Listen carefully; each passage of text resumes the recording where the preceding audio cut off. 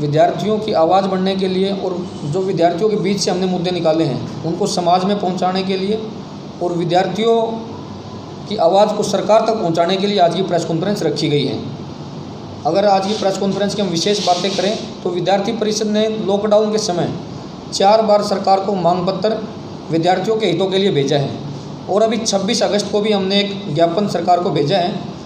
उस ज्ञापन में 11 सूत्रीय मांगे विद्यार्थी परिषद ने विद्यार्थियों के लिए मांगी हैं।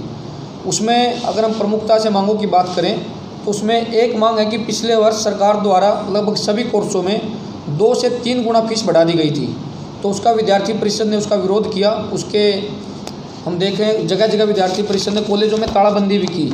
तो उसके पश्चात सरकार के द्वारा एक निर्णय आया कि 15 दिन के अंदर हायर एजुकेशन द्वारा एक लेटर जारी किया गया कि 15 दिन के अंदर जिन बच्चों से बढ़ी हुई फीस ली गई है उनको वापस उनके अकाउंट में डाल दिया जाएगा। कॉलेजों में सब विद्यार्थियों के अकाउंट नंबर लिए गए। सारा प्रोसेस होने के बाद भी आज 1 वर्ष के पश्चात उन बच्चों को उनकी फीस वापस नहीं मिली है। तो विद्यार्थी परिषद ने साल भर इसके लिए भी संघर्ष किया। बीच में कॉलेजों में ज्ञापन देना हो या प्रशासन के सामने ज्ञापन देना हो कि विद्यार्थियों की फीस वापस की जाए, तो कॉलेजों ने और विश्वविद्यालयों ने ये कहा कि अगले सेमेस्टर में इसको एडजस्ट करेंगे, परंतु अगले सेमेस्टर में भी ना तो उसको एडजस्ट किया गया और ना ही विद्यार्थियों को उसको वापस दिया गया। तो उसकी हम मांग करते हैं कि सभी बच्चों को वो फीस उनकी वापस दी जाए। दूसरी एक बड़ी मांग इसमें ज्ञापन में हमारी है कि जिस प्रकार से अभी लॉकडाउन लगा हुआ है और जो अगले सेशन जो स्टार्ट होगा उसमें भी ऑनलाइन क्लासेज लगेंगी, तो विद्यार्थी अपने घर से ही पढ़ाई को अपनी जारी रखेगा। तो वो जो कॉलेज के जो विश्वविद्यालय के संसाधन हैं उनका प्रयोग नाम मात्र करेगा। वो तो कॉलेज का इलेक्ट्रिसिटी का खर्च नहीं आएगा, कॉलेज का मेंटेनेंस का खर्च नहीं आएगा। तो जो एक्स्ट्रा चार्जेज विश्वविद्यालय या कॉलेज विद्यार्थी से लेता है हम उनको माफ़ कराने की मांग करते हैं। हमारी मांग है कि सिर्फ विद्यार्थी से ट्यूशन फीस ली जाए।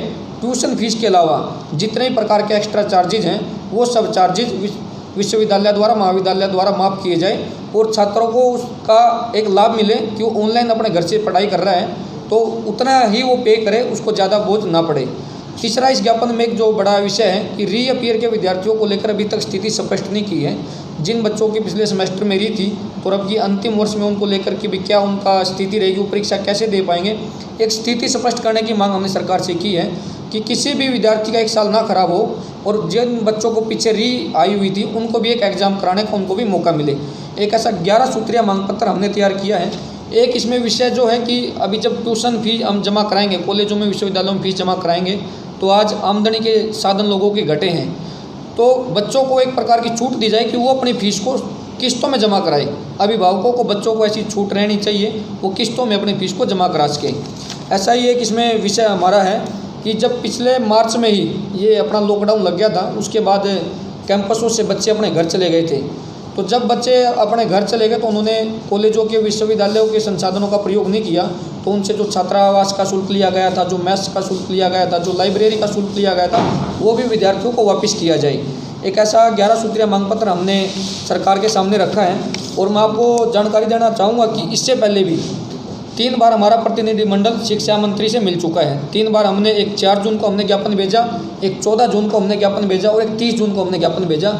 तो उसमें विद्यार्थी परिषद ने स्पष्टता से मांग रखी थी कि अंतिम वर्ष के विद्यार्थी का मूल्यांकन होना चाहिए। हमने अलग अलग विकल्प सरकार के सामने सुझाए थे। उसमें हमने विद्यार्थियों के लिए सतत मूल्यांकन परीक्षा से मूल्यांकन करने की बात कही थी। इन हाउस पद्धति के माध्यम से हमने ऐसी मांग रखी थी। उसके अलावा ओपन बुक के माध्यम से हमने परीक्षा आयोजित कराने की मांग की थी। अभी कुरुक्षेत्र विश्वविद्यालय का भी अपना निर्णय आया है, वो इन हाउस एग्ज़ाम पैटर्न के बेस पर विद्यार्थियों के एग्ज़ाम कराएंगे। तो कुछ चीज़ों का हम समर्थन भी करते हैं, कुछ निर्णय अच्छे सरकार के द्वारा और विश्वविद्यालयों के द्वारा लिए गए हैं जो विद्यार्थी परिषद की छात्रों के लिए मांगे थे उनको माना भी गया है। परंतु जो अभी आगामी 11 सूत्री मांग पत्र हमने सौंपा है उसको पूरा कराने के लिए विद्यार्थी परिषद ने आंदोलन का रास्ता अख्तियार करने का एक तरीका अभी अपनाया है। आज पूरे हरियाणा प्रदेश के 22 जिलों में हम प्रेस कॉन्फ्रेंस के माध्यम से अपनी बात को समाज के सामने, विद्यार्थियों के सामने, सरकार के सामने रख रहे हैं। और उसके बाद अभी 31 तारीख को सोमवार को सभी जिला केंद्रों पर हम विद्यार्थी परिषद के कार्यकर्ता प्रदर्शन करेंगे ताकि सरकार को विद्यार्थियों की आवाज़ सुनाई दे। अगर 31 अगस्त के प्रदर्शन के बाद भी सरकार के द्वारा कोई ठोस निर्णय नहीं लिया जाता और जो ये ट्यूशन फीस के अलावा जो एक्स्ट्रा चार्जेज हैं ये माफ़ नहीं किए जाते, तो इन सब को लेकर विद्यार्थी परिषद 3 सितंबर को पंचकुला में एक धरना प्रदर्शन करेगी। उसमें हम सोशल डिस्टेंसिंग का पालन करते हुए विद्यार्थी को किसी प्रकार की समस्या ना आए, एक सीमित संख्या में हम वहाँ पर विशाल धरना प्रदर्शन करेंगे। और उसके पश्चात भी अगर सरकार के द्वारा छात्र हितों के लिए निर्णय नहीं लिया गया तो एक चरणबद्ध तरीके से विद्यार्थी परिषद विद्यार्थियों की आवाज़ को उठाती आई है और हम आगे भी फिर उस आंदोलन को जारी रखेंगे।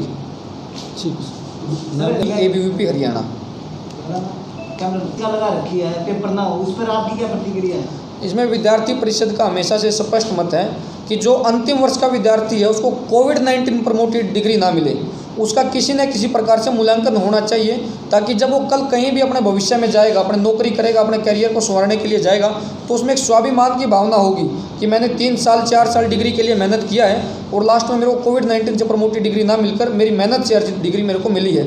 हमने कई विकल्प सरकार के सामने रखे थे कि हम इन हाउस एग्ज़ाम करा सकते हैं, हम सतत मूल्यांकन के आधार पर उनका मूल्यांकन कर सकते हैं। तो ऐसे अलग विकल्पों पर अभी यूनिवर्सिटियाँ भी विचार कर रही हैं। अभी कुरुक्षेत्र विश्वविद्यालय का भी इन हाउस एग्ज़ाम के माध्यम से परीक्षा कराने का निर्णय आया है, हम उसका भी स्वागत करते हैं। तो जो विकल्प हमने सुझाए थे उन्हीं विकल्पों के अनुसार अंतिम वर्ष के विद्यार्थी का मूल्यांकन होना चाहिए।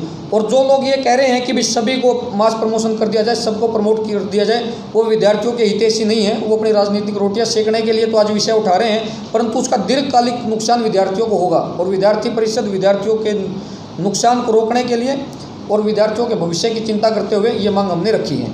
ABVP ने शुरू में जी NSI के साथ मिलकर या और भी जो छात्र संगठन है उनके साथ मिलकर एक आवाज़ उठाई थी एग्ज़ाम ना हो, उसके बाद भी जी ABVP पीछे हट जाती है, क्या सरकार का दबाव है?